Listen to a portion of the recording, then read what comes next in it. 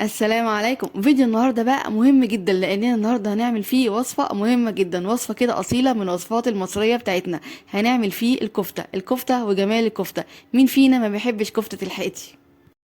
هنعملها النهارده على طريقه المطاعم والله واحلى كمان، وهنعملها المكونات كلها موجوده عندنا في البيت. وفي الفيديو ده هنعرف مع بعض سر كده من اسرار حياتي في عمايلها اللي يخليها ولا عمرها تكش منك ولا تفك. وكمان ازاي تكون متماسكة معاكي كده وفي نفس الوقت تكون طرية وريحتها وطعمها يجيب كده لآخر الشارع. تعالوا نبدأ كده على طول علشان نشوف الطريقة وكمان المكونات. بس قبل ما نبدأ بقى لايك وشير للفيديو الجميل ده كده على طول النهاردة علشان كده يوصل لأكبر عدد من الناس، وكمان اشتراك في القناة لو لسه مش مشتركين وتفعيل زر الجرس علشان يوصل لكم الإشعار بكل الوصفات الجديدة. تعالوا بينا نبدأ.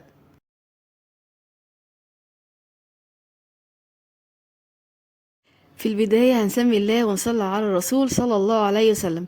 معايا بقى هنا مجموعة كده من الخضار هنشويها كده في الفرن بطريقة بسيطة وهتبقى جميلة خالص معاكي. والخضار اللي معايا هنا معايا فلفل الوان وكمان طماطم وبصل وكمان معانا بتنجان وواحدة كده من التوم هحطها كده في ورق فويل واضيف ليها كده معلقة صغيرة من الزيت وكمان رشة بسيطة من الملح، واقفل بقى عليها بالفويل كويس جدا علشان لما نشويها في الفرن مش تنشف مننا. وبس كده هناخد بقى الصينيه الجميله دي وادخلها كده الفرن لحد ما الخضار بتاعي يستوي ويبقى تمام معايا. هنسيب بقى الخضار بتاعنا كده يتشوي في الفرن، وتعالوا بقى نجهز اجمل والذ واربع خلطه للكفته. معايا هنا نص كيلو من اللحمه المفرومه، هضيف عليه بصلايه كده فرماها ناعم جدا وكمان مصفياها من الميه بتاعتها. معايا بقى هنا 100 جرام من الدهن فرماه فرم ناعم جدا، وده كده اللي هيخلي الكفته معاكي طريه وجوسي كده من جوه وكمان متماسكه، وده كده هيكون اول سر من اسرار كفته الحاتي معانا النهارده. وكمان هضيف عليهم 4 معالق كبار مفرومين من البقدونس الناعم جدا، بيدي طعم وريحه للكفته بتاعتنا النهارده هايله جدا. وكمان هضيف كده معلقه كبيره من الدقيق، ودي هنا فايدته يا جماعه بيمتص كده اي سوائل موجوده معانا في الكفته. التوابل بقى اللي هنضيفها معانا كده معلقه صغيره من الملح والبابريكا والفلفل الاسمر والثوم البودر والبصل البودر وكمان معلقه كده صغيره من توابل الكفته. والسر التاني من اسرار ريحتي في عمايل الكفته ان هو كده بيضيف معلقه صغيره من البيكنج باودر، هو اللي بيخلي الكفتة تطلع معاكي جوسي وطرية وكمان ولا تفك ولا تكش منك، وتكون متماسكة معاكي بالشكل اللي شفتوه معايا كده في أول الفيديو.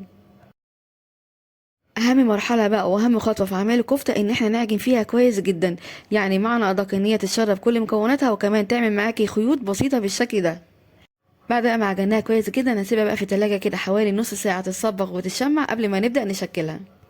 وده كده هيكون شكل الخضار معايا بعد ما شويته في الفرن، بجد ما شاء الله طريقته سهله وبسيطه جدا وكمان مش بياخد وقت معاكي خالص. هسيبه بقى يهدى شويه وبعد كده هبدا اقشره ويكون معايا بالشكل ده. ودي كده حبه التوم بعد ما شوت معانا، بصوا بجد بتطلع معانا سهله ازاي، طعمها وريحتها بجد يا جماعه هايله جدا. هبدا كده اضغط عليها بايدي بسيط علشان كده افضي كل المكونات منها زي ما حضرتك كده شايفين معايا. بعد كده هبدا بقى اجيب شوكه او اي هراسه موجوده عندي وابدا اهرس كده كل الخضار الجميل معايا ده. بجد يا جماعه الخضار المشوي مع كفته النهارده بجد طعمه هايل جدا، حاولوا كده ما تستغنوش عن الخطوه دي. وكمان حبيت كده اقدم الكفته النهارده معاكم بطريقه وشكل كمان مختلف. بعد ما هرست الخضار بتاعي كويس جدا وما معايا بالشكل ده هضيف له كده معلقه صغيره من الزيت وكمان رشه بسيطه كده من الملح وكمان رشه بسيطه من الفلفل الاسمر. وبس كده كده بقى معانا اجمل ولذ خضار. ده كمان هيكون شكل الكفته بعد ما صبعتها كده بالشكل ده. انا صبعتها قلت كده علشان اسرع من وقت الفيديو، هي طريقه طبعا كلنا عارفينها وما فيهاش اي افتكاسات خالص. هنجيب بقى الكفتة الجميلة بتاعتنا بعد ما شكلناها او صبعناها بالشكل ده، وهنرصها بقى او نبدأ نرصها كده على الخضار زي ما حضرتك كده شايفين. بجد ما شاء الله الشكل كده قبل التسوية بصراحة رائع. نحاول كده نظبط اصابع الكفتة في الصينية بتاعتنا، اي صينية بقى موجودة عندنا نبدأ نستخدمها ان احنا نسوي فيها الكفتة القمر دي. وبس كده ده كده هيكون الشكل النهائي للكفتة بتاعتنا النهاردة. بجد ما شاء الله شكل وطعم وريحة بجد تجنن، جربوها بالطريقة دي وان شاء الله تعتمدوها على طول. وبس كده هنبدأ بقى ندخل الصينية فرن ساخن مسبقا على درجة حرارة 200، وهنحط الصينية في الرف الأوسط وهنكون مشغلين النار من تحت بس. هنسيبها بقى كده في الفرن لحد ما تبدأ تتصبغ وتشمع معانا وتبدأ تاخد كده لون ذهبي بسيط. لما نوصل بقى للمرحلة دي هنطلع بقى الصينية، وفي خطوة كده جميلة ومهمة هنعملها النهاردة. الخطوة دي يا جماعة زي ما انتوا شايفين كده معايا كده قطع من العجين هفردها كده على قد حجم الصينية. ومكونات العجينة دي يا جماعة هي كوباية إلا ربع كده من الدقيق، ضفت عليها رشة صغيرة من ملح وكمان نص معلقة صغيرة من بيكنج باودر ومعلقة كده صغيرة من الزيت. عجنتهم بقى بحوالي كده ربع كوباية صغيرة من المية. بعد ما عجنتها بقى كويس جدا هسيبها بقى كده حوالي 10 دقايق ترتاح، وبعد كده ابدا افردها داير على قد حجم الصينيه بالشكل ده. هنخرج بقى الصينيه من الفرن ونبدا بقى نغطيها بالعجينه بتاعتنا اللي احنا جهزناها مع بعض قبل شويه بالشكل اللي حضراتكم شايفينه معايا ده. احاول كده اقفل عليها كويس جدا زي كده ما حضراتكم شايفين، علشان طبعا ما تفكش معانا كده اثناء التسويه في الفرن. بعد كده هجيب معلقه كده صغيره من حليب او لبن، وهدهن بقى وش العجينه بتاعتي دي كويس جدا بالحليب او اللبن علشان تاخد لون خفيف دهبي كده معايا اثناء التسويه. بعد ما دهنا الوش كويس جدا من الحليب او اللبن هنديها بقى رشه بسيطه كده من حبه البركه، بتديها طعم جميل جدا وكمان شكل احلى. وبس كده هنبدا بقى ندخلها الفرن حوالي كده نص ساعه كمان لحد العجينه دي بتاعتي ما تستوي وتاخد لون بسيط كده. هتشوفوها معايا بعد شويه. بصوا بقى هنا معايا ما شاء الله، ده كده شكلها بعد التسويه بجد جميله جدا. استوت وارتفعت وبقى شكلها جميل بالشكل ده.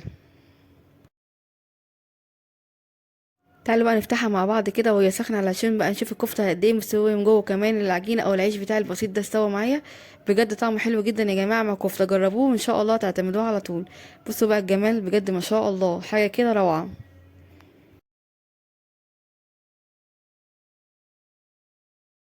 بصوا بقى هنا معايا ما شاء الله كفته طالعه معانا مستويه قد ايه، وكمان جوس كده وطريه جدا من جوه، بجد ما شاء الله حاجه كده في منتهى الجمال. جربوها بقى بالطريقه دي بجد هتعجبكم، كمان الخضار طعمه حلو جدا يا جماعه مع الكفته بتاعتنا النهارده. نقدمها بقى مع الرز او المكرونه وبألف هنا.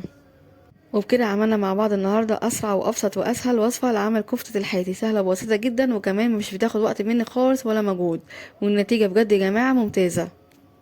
يلا بقى بسرعة جربوها بنفس الطريقة ونفس الخطوات وإن شاء الله بجد هتعجبكم. أسيب ليكم مقادير الوصفة كلها مكتوبة في الوصف تحت الفيديو، وبالهنا والشفا مقدمة لكل هيجربها.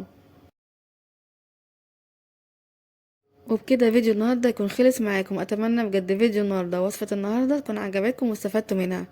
لو عجبكم بقى فيديو النهارده وصفة النهارده ما تنسوش بقى تعملوا لايك وشير للفيديو الجميل ده كده على طول علشان يوصل لاكبر عدد من الناس، وكمان الاشتراك في القناه لو لسه مش مشتركين وتفعيل زر الجرس علشان يوصل لكم الاشعار بكل الوصفات الجديده. اشوفكم على خير ان شاء الله في فيديو جديد، مع السلامه.